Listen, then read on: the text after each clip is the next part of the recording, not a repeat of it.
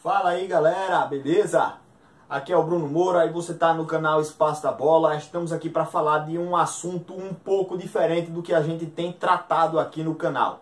Quem acompanha aqui sabe que eu sempre estou falando muito do CSA, sempre estou falando aqui dos times do Nordeste, fazendo um ranking aí das melhores equipes, quem está jogando o melhor futebol. Mesma coisa também para o futebol nacional. Dessa vez vamos falar um pouquinho das equipes do Campeonato Brasileiro que estão brigando lá na parte de baixo da tabela. Os times nordestinos aqui no Brasil estão brigando para não cair de uma maneira geral. O Bahia está lá brigando pela Libertadores, então se exclui um pouquinho aqui desse assunto que a gente está falando, mas o CSA, o Fortaleza e o Ceará tem uma realidade um pouco diferente. Estão brigando para se afastar da zona do rebaixamento. O Fortaleza e o Ceará têm se mantido fora da zona e o CSA está ali encostado, buscando sair, né? Tentando conquistar pontos para poder sair ali da zona do rebaixamento. Saiu durante uma rodada, mas acabou voltando. E é uma maneira da gente falar um pouquinho dos times do Nordeste, tanto quanto falar de outras equipes grandes, né? Olha, o Vasco e o Botafogo têm 27 pontos, mas não estão tão distantes assim, estão a 8 pontos. É uma distância tranquila, razoável, mas uma sequência ruim e eles voltam a ficar pertinho da zona. O Fluminense e o Cruzeiro também são equipes que têm frequentado a zona do rebaixamento, estão num momento de crise muito grande, então a gente acaba englobando muito futebol nacional aqui também. Primeiramente eu queria falar que esse vídeo é mais introdutório, então eu vou passar aqui por alto nas equipes, falar um pouco da minha opinião, e a partir daqui, quando a gente tiver um tempinho, eu vou estar trazendo uma análise mais completa das equipes, né, dos jogos das equipes. Agora vamos falar um pouquinho por alto da classificação também. Já convido também você que está acompanhando a seguir o nosso Instagram, né, @Espaço da Bola. Você segue lá, a gente vai estar trazendo sempre, mais frequentemente, né, uma breve análisezinha aí das equipes. Estamos falando sempre do futebol nacional. Segue a gente lá, que eu vou estar trazendo aí também um resumão aí de cada rodada, mais ou menos, para você acompanhar sobre esse assunto desse vídeo aqui, viu, lá no nosso Instagram. Então, se eu estava citando aqui as equipes, vamos logo falar sobre a tabela de classificação. Como eu falei, Botafogo e Vasco têm 27 pontos e são as equipes que, na minha opinião, estão um pouquinho mais afastadas, só que ainda correm riscos aí de se aproximarem da zona de rebaixamento. O Goiás, uma posição à frente, junto com o Atlético Mineiro, já tem 30 pontos. Só que aí são equipes que eu acho que já conseguiram uma distância um pouco tranquila, né? 30 pontos, são 11 pontos da zona do rebaixamento e são equipes que têm qualidade. O Atlético Mineiro frequentou o G4 em algumas rodadas. O Goiás, uma equipe que passou por uma má fase, se aproximou da zona, mas engatou de novo, voltou a vencer. Tem uma equipe qualificada e eu acho que não vai estar brigando mais lá por baixo. O Ceará e o Fortaleza são equipes aí que estão mais próximas, né? O Fortaleza com 25 pontos, teve a volta do Rogério Ceni agora, já estreou com vitórias, ultrapassou o próprio Ceará, agora tem 25 pontos, está a 6 pontos da zona do rebaixamento. O Ceará é uma equipe que tem 23 pontos aí, está a 4 pontos da zona do rebaixamento, e são equipes que precisam continuar pontuando, precisam seguir pontuando para poder se manter um pouco afastados da zona. O Fluminense, uma equipe que enfrenta uma grave crise financeira, né? Apesar de ter contratado Nenê e Ganso, o Fluminense perdeu muitas peças durante esse ano. O Fluminense, crise com salários atrasados, acabava não conseguindo pagar salários, vários jogadores saíram de graça, foram para outras equipes grandes e o Fluminense teve que ir se remontando. Fernando Diniz sofreu muito com o elenco do Fluminense nesse ano,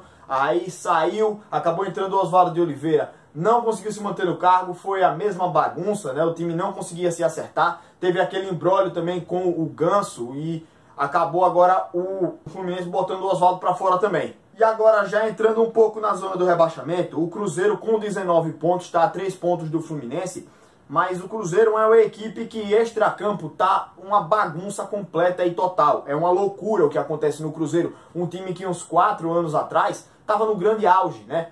Foi campeão da Copa do Brasil, bicampeão da Copa do Brasil, aliás. Um time que chegou em um momento a ser hegemônico aqui no futebol brasileiro. O Cruzeiro era favorito em todas as competições, todos os jogos que chegava para jogar, o Cruzeiro era favorito para vencer, para ser campeão. E agora, por essa grande crise que acontece na direção do clube, o Cruzeiro está afundado numa crise aí sem fim, né? O time não consegue engatar, trouxe o Rogério Ceni, ele parecia que ia dar uma melhorada no time, mas acabou que houve uma panelinha muito grande lá dentro do Cruzeiro. Vários jogadores aí se voltaram contra o treinador, ao que me parece ninguém estava fechado com ele, né? E tem grandes jogadores lá dentro, só que eles têm realmente aquele grupinho lá fechado entre eles, né? E acabaram derrubando o Rogério Ceni, e agora o Cruzeiro tá tentando se remontar aí com o Abel Braga, mas me parece o Cruzeiro é uma equipe muito difícil de engatar. Tem um grande elenco, pode sair da zona, pode até chegar no final do campeonato tranquilo, sem chance de cair. Mas o que me parece agora é que o Cruzeiro não consegue se encaixar dentro de campo, muito por causa dos bastidores que tem atrapalhado o desempenho lá, né? E também alguns jogadores dentro de campo não têm ajudado ali coletivamente. Pulando um pouco para baixo, o CSA com 19 pontos também,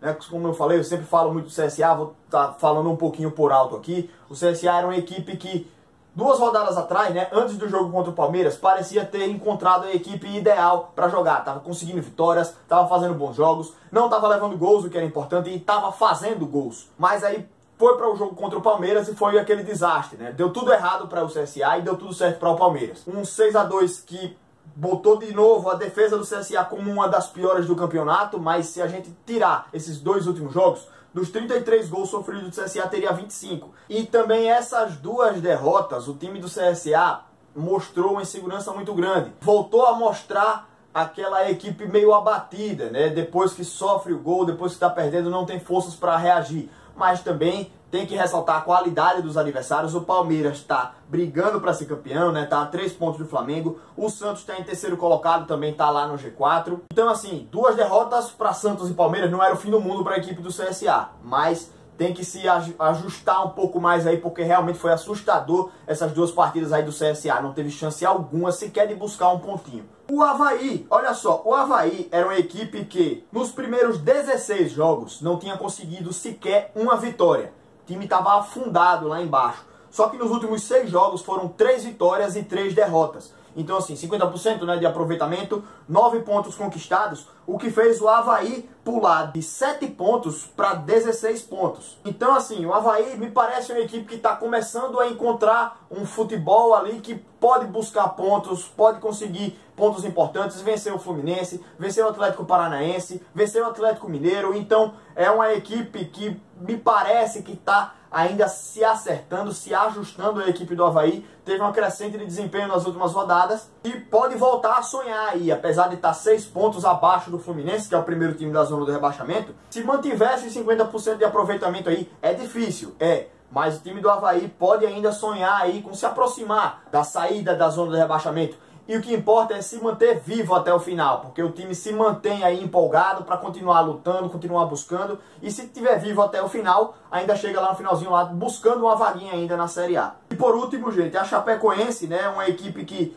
me entristece muito a Chapecoense estar lá embaixo nessa situação, em último colocado, apenas 15 pontos em 22 jogos, porque é uma equipe que, mesmo antes daquela questão do acidente aéreo, era uma equipe que era charmosa no Campeonato Brasileiro. Era uma equipe que não despertava rivalidades muito grandes. Então, muita gente simpatizava até com a Chapecoense, inclusive eu. Foi um choque muito grande a questão do acidente aéreo e fez as pessoas se comoverem muito mais e até torcerem para a Chapecoense como eu. Sempre torci para a Chapecoense se salvar. Mas nesse ano parece que realmente o time não está conseguindo se segurar. Nos últimos anos brigou para não cair, conseguiu sair, mas esse ano realmente a Chapecoense está muito mal no campeonato. Nem mesmo a própria Arena Condá está sendo uma fortaleza para a equipe, né, que eles sempre conquistavam vitórias importantes. Mas agora a Chapecoense mostra muita instabilidade, um time que não conseguiu se acertar ainda. E infelizmente parece que o futuro da Chapecoense realmente é esse mesmo, né? Frequentar a zona do rebaixamento até o final do ano. Então é isso, galera. Esse vídeo foi mais introdutório, foi apenas o primeiro. Eu vou trazer mais aqui sempre que tiver oportunidade de estar trazendo aqui uma análise sobre as equipes, né? Quando tiver um tempo livre aí entre as rodadas, eu vou trazer vídeos aqui para vocês. Quando tiver uma semana livre aí pra gente fazer vídeos, eu vou estar fazendo